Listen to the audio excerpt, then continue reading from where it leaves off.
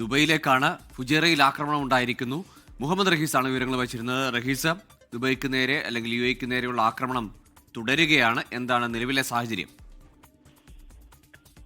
ഗോകുൽ, ഇന്നലെയും UAE കേന്ദ്രീകരിച്ച് ആക്രമണം ഉണ്ടായി. ഇന്നലെ രാത്രിയും ഒക്കെ ഇറാന്റെ ആക്രമണം UAE ശക്തമായി ഉണ്ടായി എന്നുള്ള വിവരങ്ങളാണ് പുറത്തു വരുന്നത്. അതിൽ ഏറ്റവും പ്രധാനമായിട്ടുള്ളത് ഫുജൈറയിലെ ഓയിൽ ഇൻഡസ്ട്രിയൽ മേഖലയിൽ ഇന്നലെയും ആക്രമണം ഉണ്ടായി. ഇത് ഏതാണ്ട് 4ാം തവണയാണ് ഈ ഇറാന്റെ ആക്രമണം ആരംഭിച്ചതിന് ശേഷം ഈ ഫുജൈറയിലെ ഓയിൽ ഇൻഡസ്ട്രിയൽ സോണിലേക്കുള്ള ഒരു ആക്രമണം ഉണ്ടാകുന്നത്.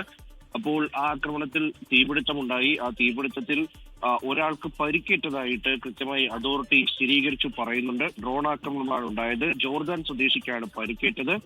എന്തായാലും അവിടെ തീ പൂർണ്ണമായും അണയ്ക്കാൻ കഴിഞ്ഞിട്ടുണ്ട് എന്നുള്ള വിവരം പുറത്തു വരുന്നുണ്ട്. അതിനുശേഷം ഏറ്റവും പുതുതായിട്ടുള്ള വിവരങ്ങൾ വരുന്നത് ദുബായ് മറീന ഒപ്പം തന്നെ അൽസുഫു മേഖലകളിലും ആക്രമണ ശ്രമം ഉണ്ടായി. ഇതിനെ കൃത്യമായി പ്രതിരോധിക്കാൻ ശ്രമിച്ചു.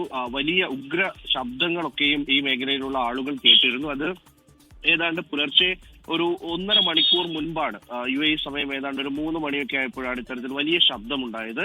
ആ ശബ്ദം പ്രതിരോധിച്ച് ഈ പറയുന്ന ഡ്രോൺ ആക്രമണം പ്രതിരോധിച്ചതിന്റെ ശബ്ദമായിരുന്നു എന്നുള്ളത് ദുബായ് മീഡിയ അതോറിറ്റി അറിയിക്കുന്നുണ്ട്. അപ്പോൾ ആ തരത്തിൽ ഈ UAE കേന്ദ്രീകരിച്ചുള്ള ആക്രമണം തുടരുകയാണ്. ഒപ്പം തന്നെ ബഹ്റൈനിൽ ഇന്നലെ രാത്രി ആക്രമണ ശ്രമം ഉണ്ടായി. അവിടെ അലാറം മുഴങ്ങുകയുണ്ടായി, സൈറൺ മുഴങ്ങുകയുണ്ടായി. കുവൈറ്റിനെ സംബന്ധിച്ചിടത്തോളം രാവിലെ ആക്രമണത്തിന്റെ വിവരങ്ങളൊന്നും തന്നെ പുറത്തു വരുന്നില്ല. അത് ആശ്വാസകരമായിട്ടുള്ള ഒന്നാണ്. ഒപ്പം ബഹ്റൈൻ ഒപ്പം മറ്റ് ഖത്തറിലായാലും ഇന്നലെ രാത്രിക്ക് ശേഷം ആക്രമണം ഉണ്ടായിട്ടുള്ള പുതിയ വിവരങ്ങളൊന്നും തന്നെ പുറത്തു വരുന്നില്ല. അത് സാധാരണ രീതിയിൽ ഈ സമയത്തോടനുബന്ധിച്ചൊക്കെ വരാറുള്ളതാണ്. അപ്പോൾ അവിടെ കാര്യമായ ആക്രമണം ഇന്നലെ രാത്രി ഉണ്ടായിട്ടില്ല എന്നുള്ളൊരു വിവരമാണ് നിലവിൽ പുറത്തു വരുന്നത്. എന്തായാലും മറ്റൊരു ഏറ്റവും പ്രധാനപ്പെട്ട കാര്യം, നിരവധി ഇന്ത്യക്കാർ ഉൾപ്പെടെ UAE-യിൽ അറസ്റ്റിലാകുന്നുണ്ട്. അത് ഈ ആക്രമണം തുടങ്ങിയതിനു ശേഷം വ്യാജ ദൃശ്യങ്ങൾ, ഒപ്പം തന്നെ വ്യാജ വിവരങ്ങൾ, മാത്രമല്ല AI വീഡിയോകൾ അതൊക്കെയും സമൂഹ മാധ്യമങ്ങളിൽ പ്രചരിപ്പിച്ച് ആളുകളെ പാനിക്കാക്കി അത് രാജ്യദ്രോഹ കുറ്റം ചുമത്തി അറസ്റ്റ് ചെയ്യുന്നുണ്ട്. അപ്പോൾ ഇന്നലെ നടന്ന അറസ്റ്റിന് പിന്നാലെ ഇപ്പോൾ 25 പേരെ കൂടി അറസ്റ്റ് ചെയ്യാനായി തീരുമാനിച്ചിട്ടുണ്ട്. അതിൽ 17 പേരും ഇന്ത്യക്കാരാണ് എന്നുള്ള വിവരം കൂടിയുണ്ട്.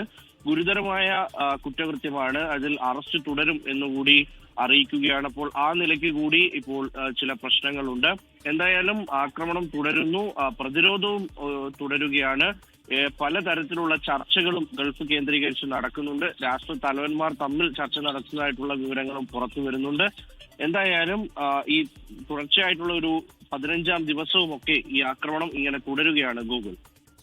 ശരി, ദുബൈയിൽ നിന്ന് വിശദാംശങ്ങൾ നൽകുകയായിരുന്നു മുഹമ്മദ് റഹീസ്. റഹീസ് പറഞ്ഞ ഒരു കാര്യം, ഈ സോഷ്യൽ മീഡിയയിലൂടെ അനാവശ്യമായ കാര്യങ്ങളും ആക്രമണ ദൃശ്യങ്ങളും ഒക്കെ പ്രചരിപ്പിക്കുന്നവർക്ക് നേരെ കർശന നടപടിയാണ് ഭരണകൂടം എടുക്കുന്നത്. അക്കാര്യത്തിൽ എല്ലാവരും തന്നെ ഒരു ജാഗ്രത പാലിക്കുന്നത് നന്നായിരിക്കുമെന്നും ആ റിപ്പോർട്ടിലുണ്ട്.